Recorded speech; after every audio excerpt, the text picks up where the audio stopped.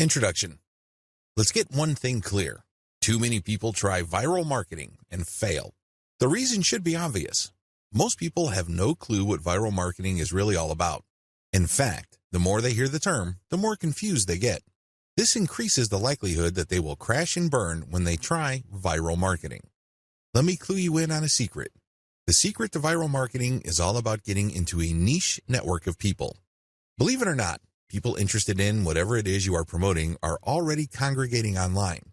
Maybe they follow a certain influential Twitter user. Maybe they have joined a wide range of Facebook groups and pages. Many of these are dedicated to this audience. Most people who try viral marketing are clueless about this.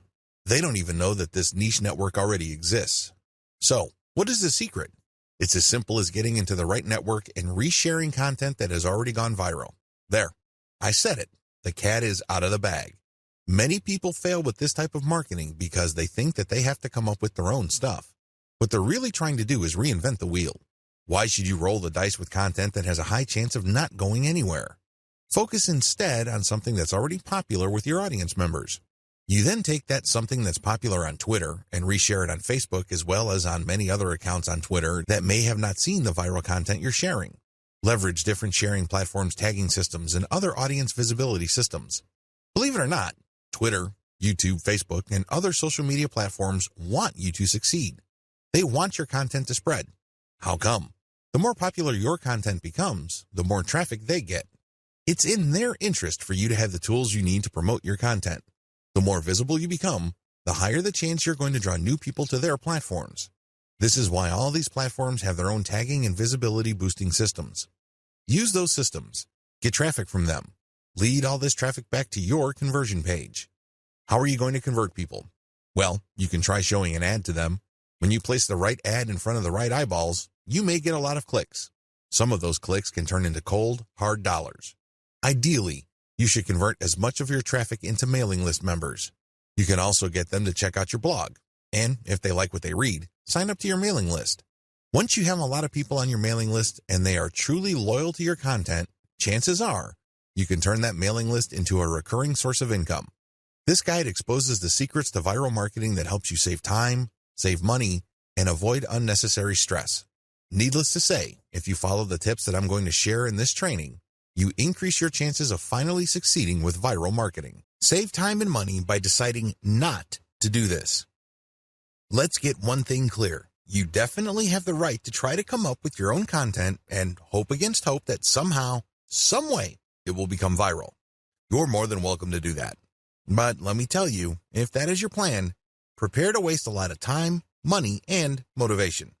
I don't know about you, but for me, there is nothing more demoralizing than putting in a lot of time, effort, and emotional energy into something and not seeing any results.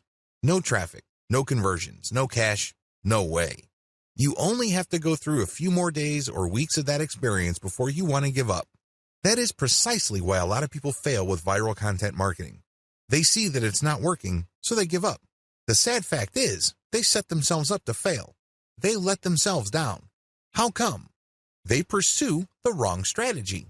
They try to come up with something hot, new, awesome, revolutionary, and groundbreaking. But for every single marketer who is able to pull that off, there are countless others who fall flat on their faces.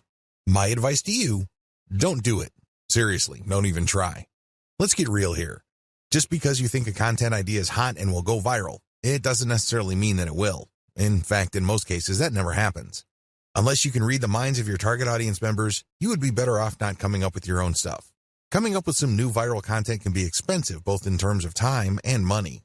The better way. So, what is the best way to do viral content marketing? First, you need to zero in on your niche. Remember, not all the viral content out there being shared over and over again is in your niche. In fact, the vast majority is probably not in your niche. Focus instead on proven winners in your specific niche. You need to look at how many times they've been shared. You need to look at how many times they've been retweeted. These are good indicators of how truly viral they are. It's extremely important that you focus on how many shares a piece of content has gotten. This is a good indication of how viral it is. Let me tell you, it doesn't matter how many times people like it, bookmark it, comment on it. None of that matters. Because when they do that, they're not directly recommending that piece of content to their circle of influence. They're not pushing that piece of content to people who may share the same interests when they click the like button or leave a comment. Don't waste time considering social engagement signals that don't really push the ball forward. Focus on what counts.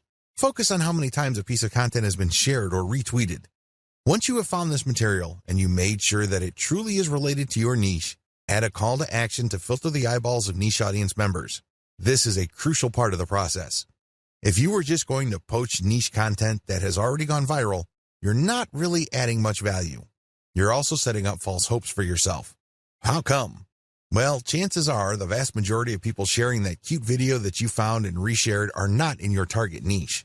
You have to call people to action to a link paired with a viral video or viral picture that filters your niche audience members. For example, if you are passing along a video of a cat giving its owner a high five, you can put a call to action saying, "For amazing cat training tips, visit this site." Now, please understand that the vast majority of people sharing that cute and funny video of a cat giving high fives or fist bumps probably don't even have cats. They just think that the video is funny. They just think that it's cute and awesome. They believe it puts a smile on people's faces. But let me tell you, most of those people are probably not in your target market. The good news is, by putting a call to action with the content that you are resharing, some people who are members of your niche audience will click through. You have pre-qualified them. This is how you piggyback on tried and proven viral content that is either directly or somewhat related to your target niche. Remember to protect yourself when sharing others' content. I wish I could tell you that you can flat out recycle everybody's content without any legal problems. Of course, if I were to say that to you, I would be lying. I would be putting you in harm's way. Don't do that. If you're going to be curating tried and proven viral content, you have to protect yourself legally. How do you do this? The power of CTTO.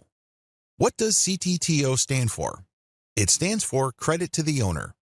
When you post this, you are saying to the world that you don't own the content and that you are attributing ownership to the person who actually owns the content.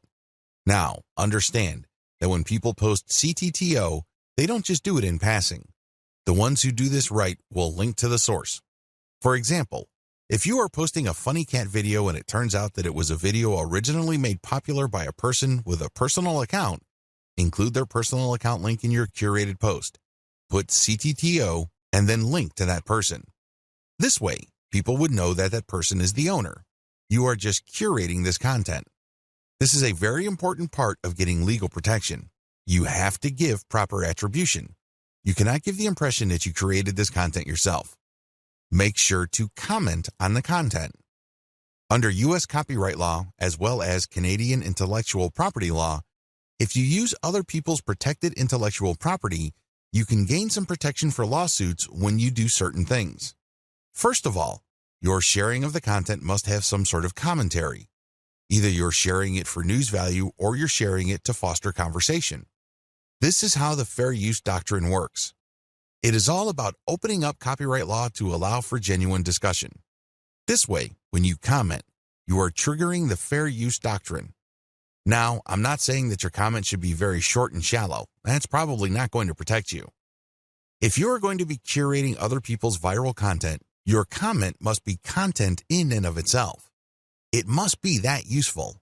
It must have some sort of impact, and it almost must add value to the content that you are curating. You can't just say, "Check this out," or "haha, funny." That's not going to work. Use this tremendous opportunity to talk about your niche. Use this opportunity to highlight your expertise and level of authority in your niche. This way, you can kill two birds with one stone. On the one hand, you qualify the curated content under the fair use doctrine. This makes it harder for the owner of the content to sue you for copyright infringement.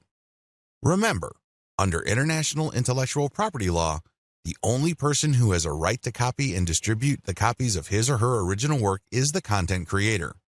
Alternatively, that person may assign those rights to another person. Those are the only people who have legal rights under copyright law. The fair use doctrine makes certain exceptions in certain contexts regarding that protection. This way, you can freely share somebody's content, provided that you are adding commentary, adding value, or you are positioning it to foster discussion. It is also important to make sure that the content that you are sharing is not the whole content. For example, you are probably going to run into trouble if you share a complete movie that somebody else produces. But if you're going to share snippets of the video or screenshots like the stuff that you see on BuzzFeed, you probably will be okay. You have to look at how much of the content you are quoting or sampling. If you use the whole content, then you may be in trouble. It is also important that you link to the source. This way, they benefit from your curation. This creates a win-win situation. In most cases, third-party content producers really don't mind. In fact, they would love to encourage you. Why? The more you spread their content, the more traffic they get.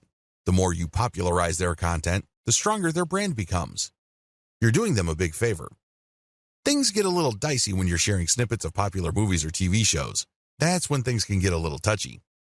Do yourself a big favor and make sure that there is commentary with the content that you are curating. Make sure that you use the acronym CTTO to protect yourself.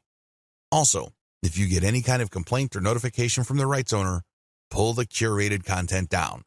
It's not worth it.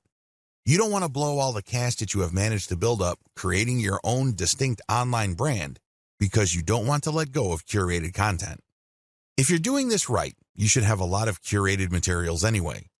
You're not really losing much if the rights owner tells you to pull down a few posts on your social media accounts. When you get such notifications, make sure you act on them promptly. Don't sit on them. Don't blow them off. You're just going to make things harder on yourself if they decide to sue you. Make no mistake, intellectual property right law is no joke. There are fines that you can face, and you might even get jail time. It can get that bad. So do yourself a big favor and make sure you protect yourself adequately when sharing other people's content. Now, please understand that what makes this really murky is the fact that when content goes viral on the internet, it usually changes hands so many times. In fact, this may have happened so much that you really don't know who the real owner is. You really don't know who created that content in the first place. Do yourself a big favor and make sure that you follow the rules above and you are very responsive to take down notices or notifications.